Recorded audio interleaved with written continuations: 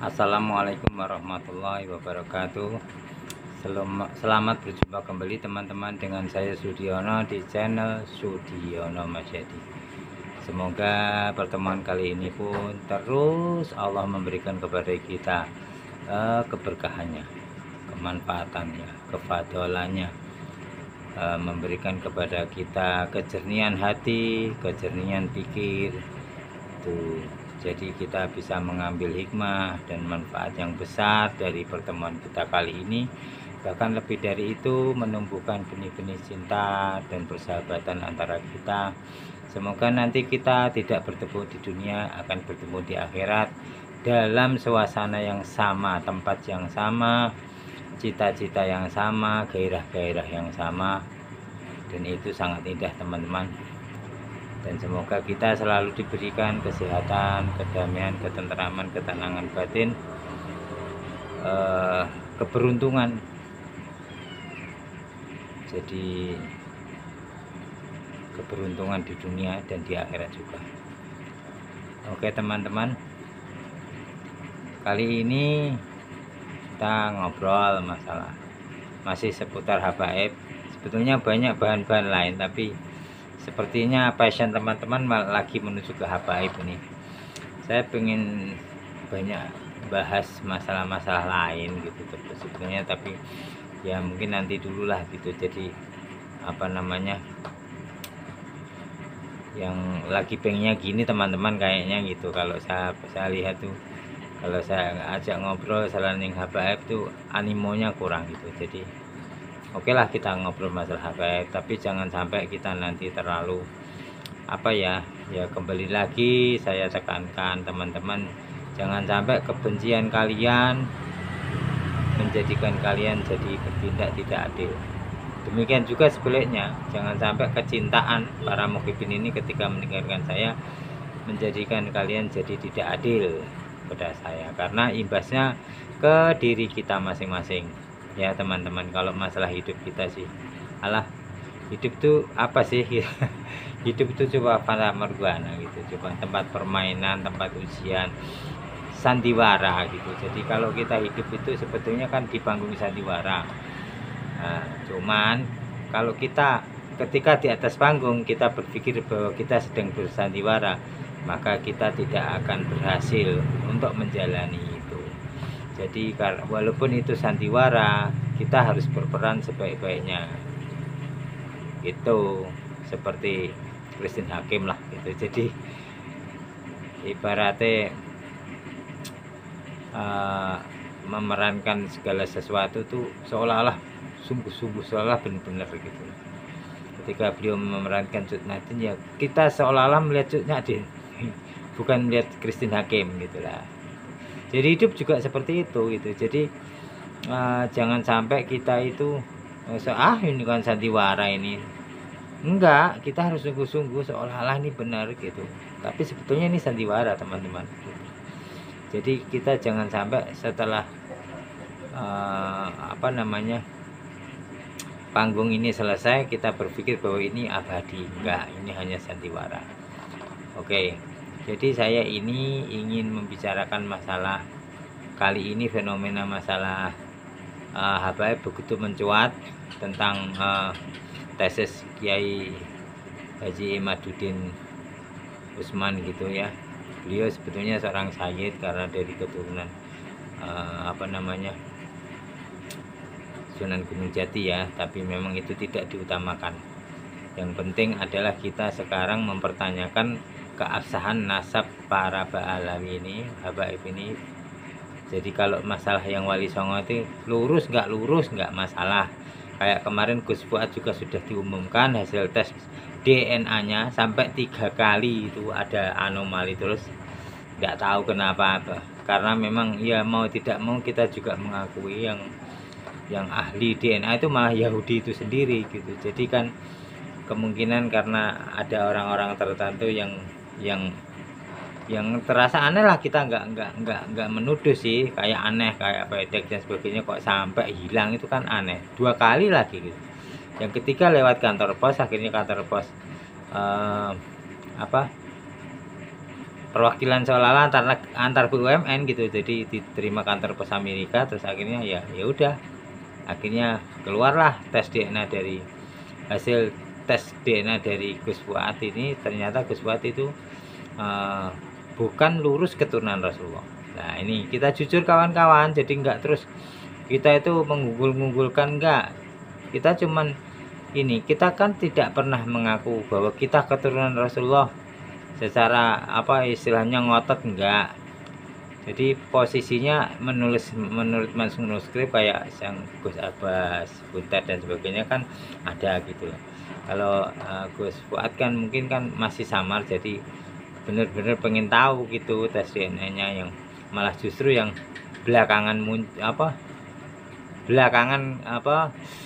tes DNA-nya malah belakangan baru berhasil, yang lain-lain sudah banyak yang dari kemarin-kemarin sekali udah berhasil, Gus Fuad malah sampai 3 kali, dan ternyata malah Gus Fuad itu tidak lurus ke Wali Songo gitu. Jadi zigzag gitu, ke Wali Songo zigzag. Jadi kebanyakan dari garis perempuan ya nggak masalah, Gus Fuad juga santai aja kan gitu kan. Memang ya bukan mementingkan, sekali lagi kita tuh nggak mementingkan nasab ya kawan-kawan. Jadi kalau tuduhan berisik itu bahwa kita mau ngerungkat nasab, ternyata pengen juga lah, itu kan keliru. Sebetulnya kita bukan dari dulu, kalau ke lapangan kan dari dulu gitu loh. Tapi dari dulu kan kita tenang-tenang saja, kita ya sibuk ngajar kan gitu. Bukan saya ya, maksudnya kita tuh perwakilan Wali Songo itu ya, mereka kebanyakan kan mengajar, nulis kitab, ya udah gitu aja kan, nggak peduli masalah nasab kan. Mereka punya pesantren, ya dijaga pesantrennya, dirawat, disirami kan gitu, biar tumbuh bunga, tumbuh buah. Nah, regenerasi, nggak ribut masalah nasab, hanya untuk nasib gitu loh. Nah kemarin itu kan ya itulah, kalau itu terus-menerus begitu, akhirnya tidak terjadi yang namanya Perang Baratayuda gitu loh. Nah, karena keserakan mereka itulah yang membuat kita harus berterima kasih, karena seperti yang dikatakan Sang Prabu Krishna ketika Perang Baratayuda itu hampir selesai, bukan kalian yang menang, tapi kebenaran yang menang. Pendawa pun kalah. Gimana nggak kalah, anaknya aja mati semua kan gitu. Kemenangan apa itu? Anaknya aja mati semua, dan mereka sudah tua juga nggak bisa ngapa-ngapain kan. Masih untung ada penerusnya, cucu ya kan, anaknya Abimanyu kan gitu. Nah sama gitu, ini pun kita juga sebetulnya terima kasih sekali kepada Pak Rizik Syihab ya, terima kasih ya, terima kasih Pak Rizik Syihab. Terima kasih juga kepada Kang Bahar Sumait ya, terima kasih Kang Taufik Segaf yang menyusul, kemudian Huru Hara ini, kemudian Hanif Alatos. Oke ya, semuanya akhirnya mereka para mukipun para habaib yang pro kekerasan ini muncul, akhirnya jadi kita jadi terus ada antitesis tesisnya Kiai Haji Imaduddin Utsman. Akhirnya terbukalah kebohongan yang selama 550 tahun ini, bahkan bahwa nasab ini ternyata putus, bohong, diada-adakan gitu, karena memang sebelumnya ndak ada namanya nama Ubaidillah, itu nggak ada. Oke, tapi ini juga kita tetap terima kasih kan sama, kalau nggak ada Bahar tuh, wah kita itu nggak ada sentimen, anteng aja tidur Nina bubuk kan Nina bubuk gitu, dikipasin sama para habaib, kita jadinya itu tidur terus gitu loh. Padahal sebetulnya kan kita harusnya bangkit. Jadi sama seperti yang pernah saya ungkapkan di vlog sebelumnya, Gus Dur pernah menandatangani SDSB itu untuk membangkitkan umat Islam di Indonesia. Ketika mereka marah, maka mereka jadi keluar aslinya gitu. Jadi kecemburuan terhadap kemungkaran, ketidakbenaran itu jadi satu ajam yang kuat, akhirnya muncul gitu karena giroh itu tadi.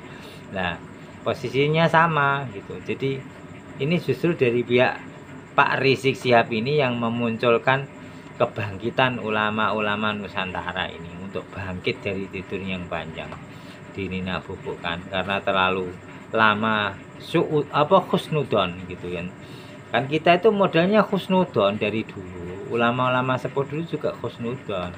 Masalahnya juga gini loh, kan banyak teman-teman yang dari ulama NU sendiri, saya jadi wah kok gini gitu loh. Saya jadi heran kok patokannya apa Mbah Hasyim Asy'ari ini loh. Mbah Hasyim sendiri tuh pernah loh mengusir Habib, jangan salah gitu loh. Ada Habib kurang ajar diusir, pernah itu, cari sendiri itu ceritanya itu ya. Bukan seperti itu pada masa itu. Yang menentang pun kalau nggak punya nama besar jadi giles lah sama Tuan Andernemen Tuan Belanda yang agung, jadi digiles gitu. Dan siapa di belakang para habaib? Ya beliau-beliau para tuan-tuan agung itu. Bahkan dekengannya pusat gitu habaib itu zaman Belanda dulu gitu. Jadi bukan hanya Gus Ekdam yang dekengannya pusat, para habaib justru lebih real dekengan pusatnya itu. Menir Van der Berg jadi Van der Berg inilah yang menciptakan segala macam kepalsuan nasab itu, otaknya dia Van der Berg itu. Jadi kitab-kitab yang palsu-palsu itu dibikin semua sama dia. Dan nanti kita juga bahas kitab-kitab palsu Belanda yang mengadu domba orang Jawa dan Sunda itu juga di Perang Bubat. Itu kan berdasarkan kitab Belanda, ada 3 itu ditulis orang Belanda semua. Berdasarkan Kidung Sunda, dan Kidung Sunda itu ternyata juga bukan orang Sunda yang nulis, orang Bali di bawah tekanan Belanda. Itu kalau teman-teman mau cari sendiri, di browsing sendiri. Saya ini kan di sini tugasnya hanya bukan tugasnya, bagiannya itu cuman ngompor-ngomporin. Oke, jadi ya kita terima kasih karena itu kita punya gerakan-gerakan sekarang ini Nusantaraisme gitu. Jadi kita kebangkitan ulama-ulama ini. Jadi kita bukannya tidak menghormati ya, tapi para kalian ulama-ulama yang begitu patokan sama ulama sepuh kita yang mungkin diam, kalian tuh sangat keliru gitu loh. Ya maaf ya Gus Koyum, maaf ya Gus yang Pondok Pelosa itu, lupa juga saya, gurunya Gus Ekdam. Nah itu ulama dahulu itu khusnudan tuh ada 2 faktor. Satu, memang keadaannya tidak memungkinkan gitu loh. Terus yang paling penting waktu itu kan ilmu dan akhlak gitu. Jadi kalau ada orang datang mengaku keturunan Rasulullah ya tidak apa-apa gitu. Bahkan ketika Pak Karno aja mau mengusir mereka pun malah dicegah sama ulama sepuh, kasihan kan udah di sini lama. Bahkan mereka pun juga ada sebagian yang sudah paham agama, kan bisa membantu ngajar agama di sini gitu. Tapi kan memang khusnudonya itu dulu kan posisinya masih tidak terlalu genting gitu loh kayak sekarang gitu. Walaupun dulu juga ada insiden di Banten itu juga, karena dulu tuh nggak zaman internet, mungkin ya tidak terlalu menyebar gitu. Bahkan banyak ulama yang terbunuh gara-gara ini. Fatwa dari Utsman bin Yahya ini yang mengatakan bahwa melawan Belanda itu haram gitu. Jadi sedangkan yang fatwa itu dianggap keturunan Rasulullah, ya fatalnya di situ. Nah, akhirnya kan pro perjuangan Banten sendirian, nggak ada pendukungnya, nggak ada teman gitu. Jadi mudah ditumpas. Nah itu pemecah belahnya divide et imperanya itu. Nah sekarang setelah ada Rizik sama Bahar pertama kali yang ngompor-ngompor itu, akhirnya kita semua jadi bangkit, alhamdulillah. Akhirnya sekarang ada tesis-tesis, ada kajian-kajian nasab. Jadi nggak cuman ilmu dan akhlak, tapi sekarang juga nasab dikaji. Karena ada simptom-simptom yang membahayakan, di mana nasab dipakai sebagai perjuangan untuk memperbaiki nasib. Lebih parah lagi, bukan nasib diri sendiri tapi nasib kaumnya, sehingga akan menguasai, akan merebut hegemoni itu loh. Nah, gitu. Jadi aku tuh tuan-tuan kalian dan kalian budak-budak. Wah, kita pun juga nggak masalah kalau menurut Sufi kan apa sih bedanya tuan dan budak. Tapi kan kalau kadarnya akhirnya jadi pembelokan keimanan tauhid kan bahaya gitu. Akhirnya kan bahaya kalau kita mengkultuskan, akhirnya kembali lagi ke Al-Kahfi 10 awal 10 akhir, terlalu mengkultuskan. Itulah yang membuat kita dalam cengkeraman Dajjal. Nah, teman-teman terus dikaji ulang ya itu, tolong. Jadi kenapa kok terhindar dari Dajjal itu, kok hanya ke Al-Kahfi 10 awal 10 akhir, kok enggak ayat kursi, Hizbun Nasr, hijib dan sebagainya, kok enggak gitu, ayat 5 ayat 7. Wah, enggak gitu. Jadi yang membuat kita bisa terhindar dari Dajjal adalah jangan seperti orang Yahudi, jangan seperti orang Nasrani, dan yang 10 terakhir adalah jangan mengkultuskan aku, kata Rasulullah. Nah, itu resep kita selamat dari Dajjal. Jadi ketika Dajjal datang, Rasulullah menyuruh anak dan istrimu ikat di tiang. Maksudnya apa gitu? Kok ikat di tiang? Tiang itu lambang tauhid gitu. Jadi beri pemahaman tauhid. Tauhid itu adalah keyakinan kepada Allah, tidak menyekutukannya, hanya mengesahkan Allah gitu. Nah, kalau sekarang kan kita kelihatannya bersahadat, tapi di dalam pikiran dan hati kita sudah terpengaruh dengan dajjal-dajjal itu gitu.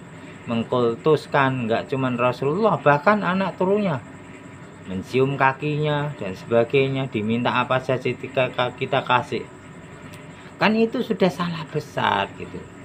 Kita yang salah besar, kalau mereka nggak usah diomong, kita yang salah besar. Kita sudah lepas dari tauhid.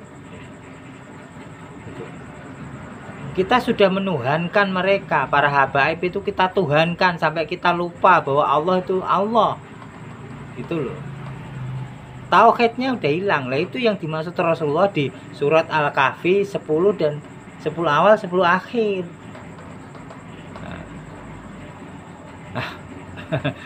Agak bersemangat ya. Makanya kita berterima kasih kepada Pak Bahar Smith dan juga Pak Bahar Smith dan juga Pak Rizik Syihab yang awal-awal membuat statement dan gerakan-gerakan yang membuat kita tuh harus kembali untuk kontemplasi, untuk tafakur gitu ya. Terus afala takilun, afala tatafakarun, afala tadabbarun. Nah, jadi kita itu disuruh berpikir, merenung dan sebagainya untuk wah ini bener enggak nih, masa kayak gini kan gitu. Nah, akhirnya kita akan, masa seorang keturunan Rasulullah menghina orang lain, bahkan yang dihina itu ketua PBNU pada masa itu, ibaratnya presiden pada masa itu, dengan buta mata buta hati kan ya. Itu sudah awal-awal kita sudah nggak seneng, wah ini udah jauh dari melenceng. Jadi kalau masih ada yang seneng, tanyakan tauhidnya, biar kitab segudang juga gitu. Apa artinya gitu loh, kalau cuman dihafalin gitu nggak dipahamin gitu. Jadi Gus Kausar ini juga ya tolonglah gitu kepada Gus Kausar. Kemarin kok ada postingan Gus Kausar menyindir cucunya Mbah Mi, Gus Mi itu, jadi anaknya Gus Robert itu, siapa itu. Nah itu dengan ibaratnya kan lah beliau itu kan ya nggak nyenggol dia, ibaratnya sampai kayak teriak kayak gitu kan, menurut saya terlalu kasar. Jangan jual-jual karomah di pelosok. Yang mau jual di pelosok karomah itu siapa kan gitu. Beliau kan cuman mengamalkan zikrul ghafilin dari warisan Gus Mi. Itu kan beda-beda mazhab lah, beda jurusan. Jadi nggak usah ahli fikih ngelak-ngelakno ahli sufi, ya jangan lah gitu. Karena beda-beda gitu. Kita semua itu menuju kepada Allah dengan caranya masing-masing, dan Allah tuh maha luas. Tidak semua orang harus jadi ahli fikih, ahli syariat, itu enggak semua. Ada yang ahli sufi gitu ya, ahli kasaf, ahli ma'rifat dan sebagainya. Jadi orang juga ada yang berbuat baik kan tidak semua harus ngulang ngaji gitu. Ada yang jadi dukun. Memang kenapa jadi dukun? Apa semua orang itu bisa disembuhkan oleh dokter? Enggak, banyak juga yang sembuh oleh alternatif. Dan alternatif itu kebanyakan ya, enggak semua. Kalau di sini ya, di sini seikhlasnya kan, nggak ada kasih tarif itu, nggak ada. Kalau alternatif pakai tarif itu sudah keluar dari garis-garis besar haluan apa perdukunan. Itu sihir itu yang udah pakai tarif itu. Kalau dukun itu kayak dukun bayi, dukun apa kan udah zaman dulu pun kan begitu, dukun pijat ya, pijat saraf, pijat urat, alhamdulillah kan gitu. Nah, sekarang sudah karena memang sudah banyak kerancuan-kerancuan di sana sini, banyak penyusup-penyusup lah. Jadi semua dokter pun yang bagus ya banyak gitu, yang tidak sekedar jadi promotornya pabrik obat gitu loh. Itu harus cari obat yang tepat ini, bukan sekedar pesanan pabrik obat yang bisa ngelancar apa ngasih tiket ke Bali plus akomodasi, tidak cuman yang ngasih tiket keliling Eropa gitu. Tapi benar-benar ini sakitnya ini, obatnya harus ini, walaupun obat itu bukan obat yang apa namanya mensponsori dia, harus jujur gitu, walaupun hasilnya tidak sebesar ketika disponsori lah. Dokter yang baik banyak, saya kenal dokter baik banyak, dukun yang baik banyak, jadi kiai yang buruk banyak. Siapa bilang kiai baik semua kan gitu. Nah dari situ kita harus ya memandang hidup ini lebih fair, lebih adil gitu. Jadi kebaikan itu ada di mana-mana gitu. Gitu. Jadi kemarin kayak saya kasih contoh bapak yang baik kayak Bib Muntir Al-Musawa dan sebagainya, itu kan ya ada babe-babe seperti itu yang karena dia tersugesti bahwa dia keturunan Nabi, terus akhirnya dia berusaha untuk mengikuti benar contoh-contoh yang diberikan oleh Nabi. Tapi sebagian dari mereka yang memegang dokumen Utsman bin Yahya itu terus menerus memelihara kelicikan itu ya banyak dari mereka gitu.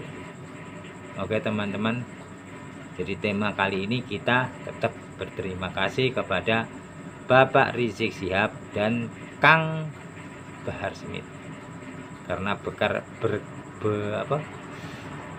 karena sebab kalian lah kita sekarang mulai menyadari untuk kebangkitan Nusantara baru ya. Nusantara lama sudah tidur lama, Nusantara baru bahkan nanti kita akan bangkitkan lebih dari Nusantara lama. Kita bangkitkan Ayodhya, kita bangkitkan Astina gitu. Kaget ya teman-teman? Ya enggak lah, kalau banyak teori bahwa Astina Ayodhya ada di sini. Kalau logikanya begini ya teman-teman, kalau namanya Alangkadiraja itu kan Sri Lanka, itu kan tempatnya raksasa yang namanya Rahwana. Kalau kerajaan Ayodhya itu di India, lah ya terlalu deket toh dia, terlalu deket kan lah. Dulu kan ceritanya kalau Ramawijaya itu kan diasingkan di hutan belantara yang dingin sekali. Lah otomatis kerajaannya kan nggak di situ. Kerajaannya di mana? Di Nusantara yang hangat.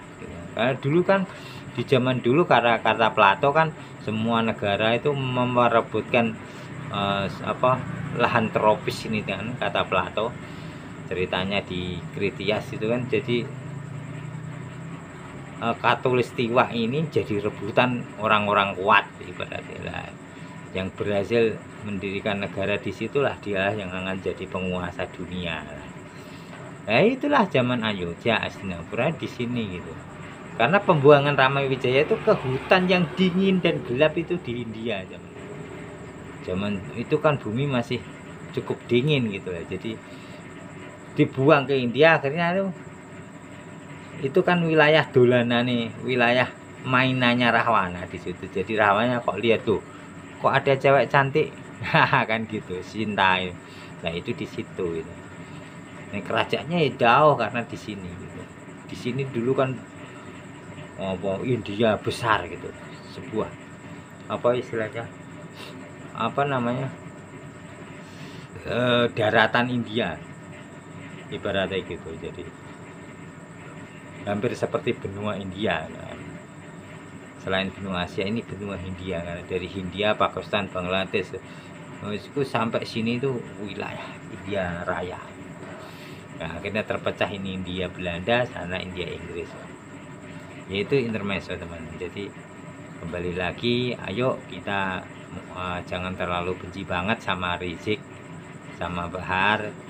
Kita cukup benci tapi bukan benci orangnya, karena memang kita kan nggak boleh benci orang, benci kelakuannya. Tapi itu pun juga secara hakikatnya kita juga harus bersyukur, berterima kasih. Kalau coba nggak ada dia, kita nggak tahu kelicikan Lutfi bin Yahya kan gitu. Jadi akhirnya kita nggak bongkar-bongkar, akhirnya ada berapa aja makam-makam yang sekarang dibongkar, alhamdulillah gitu kan. Kita kan udah terbuai dengan kelembutannya Lutfi bin Yahya. Coba kalau nggak ada Bahar sama apa namanya Rizik, kita nggak sampai ke situ dah, yakin saya nggak sampai ke situ gitu. Ya sama dengan ulama-ulama dahulu kan, ketika Habib-habibnya masih baik-baik, masih sopan sama kiai-kiai kan, ya udah, mau gimana lagi, mereka sudah baik, masa kita tuh mau ribut kan gitu. Oke teman-teman, kita berjumpa lagi di vlog selanjutnya. Semoga kita diberikan terus kesehatan oleh Allah, waktu, tenaga, kesempatan, dan diberikan keriangan, dan diberikan padangnya pikir gitu ya. Nah, supaya kita tetap terus terjalin silaturahmi, entah sampai kapan. Moga-moga sampai emasnya Indonesia, sirno hilang kertaning bumi, melangkah ke pandito pambukaning wiwarangkaning neraka. Terus kemudian 2025 adalah Pandawa mulat sirnaning pengantin. Kita sambut jayanya Nusantara. Oke, Om Swastiastu, Namo Buddhaya, salam kebajikan, santi santi santi, salam rahayu rahayu rahayu, sagung intumati. Assalamualaikum warahmatullahi wabarakatuh.